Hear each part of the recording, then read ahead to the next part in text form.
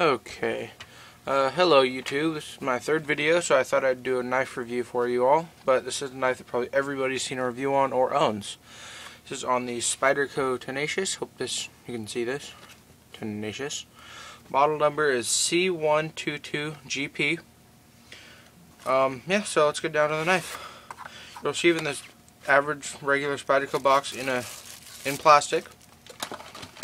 Let's take it out now. Now this knife, just off the bat, is awesome. I've had this for probably 5 or 6 months now. It's my first actual decent quality knife.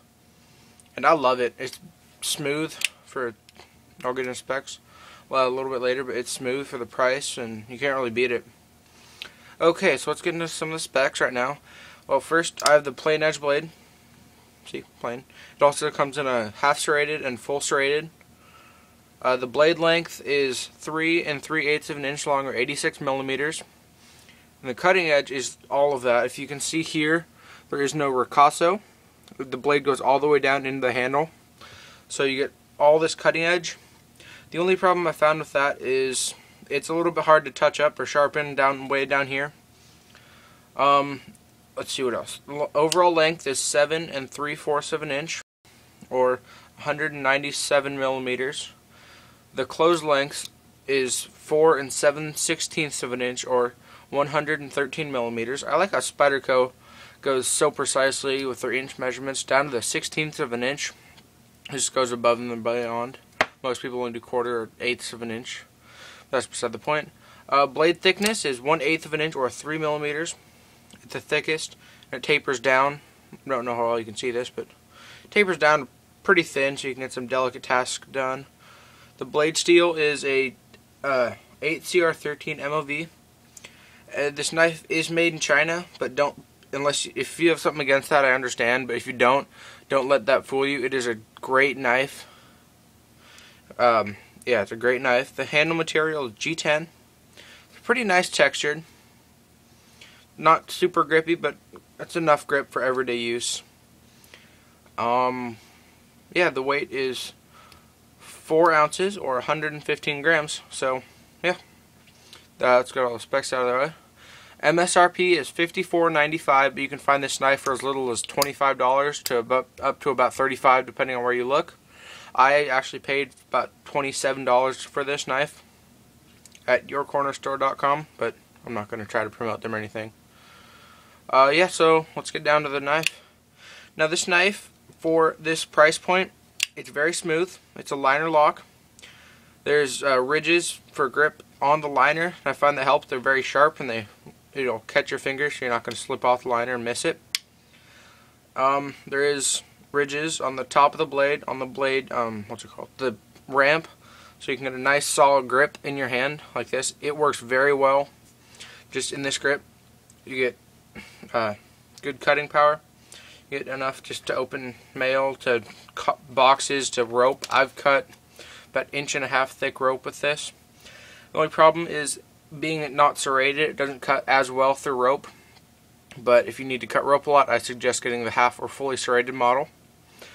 The pocket clip can be mounted on all 4 areas. I believe they call this an hourglass pocket clip. Sorry, I can't talk very well. So tip up left or right. I have this mounted on for left side, but I actually do carry it on the top of my right pocket. If you're familiar with the Spyderco Pakal, it's a lot like that. I find that it gets out of the way more because you can bury it a little bit deeper on the side of your pocket. When I reach into my pocket for my iPod or my phone, I find that it comes in handy. And if, God forbid, I ever have to get into a defensive situation, I can pull it out into a reverse grip, which I find is better for if you were to have to fight or defend yourself.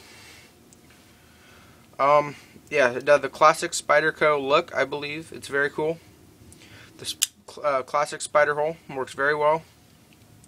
Now, with this, when you do the spider drop with this knife, you can grip it right out of the spider drop for some more delicate tasks, which I do on occasion, but usually I'll pull it out of my pocket and just open it regularly, and you're almost all into this grip right off the bat, so it's helpful. What else? Now, I've had this knife for a long time, so I can't really do a factory cutting demo, but I do have some paper here that I'll do a cutting demo with. I haven't sharpened this for a while, but yeah, it needs to be sharpened a little bit, but it's still usable. But this knife is razor sharp out of the box.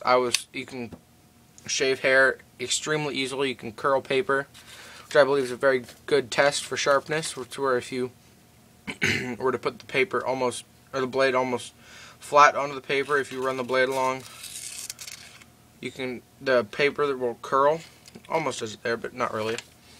Let's see. Okay. The knife is a open frame design or open pillar. It has spacers, but it's an open back. So I find that helpful if you're in dirt or sand or mud or blood even. Helps clean it out. I don't know how well you'll be able to see this, but the liners are skeletonized, so that reduces the weight a little bit. You probably can't see that. Sorry about that. But they are skeletonized, heavily skeletonized. I like that because you still get the strength of the stainless steel liners, but it lightens the knife up a lot. And this is a relatively large knife. I would classify it for a folding knife.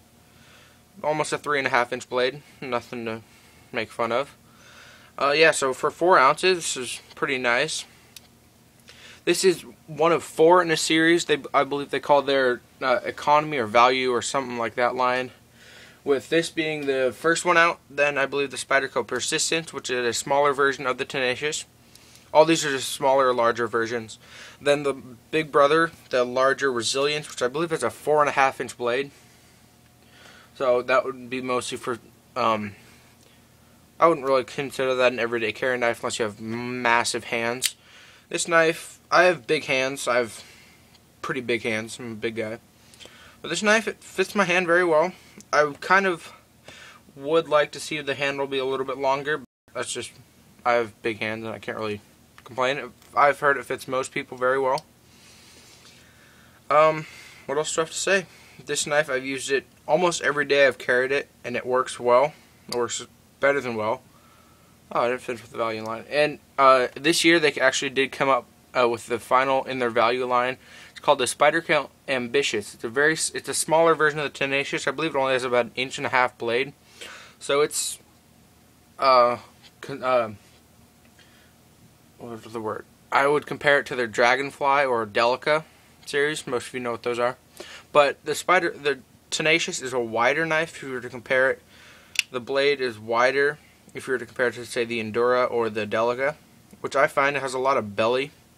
You get into that, so you have a lot more cutting or power than a smaller blade. And this blade is flat ground or full flat ground. I find it's very useful because it just slices right through. There's no grind lines to get cut up or catch on, but I don't really think I wouldn't have a problem with it if it wasn't flat ground.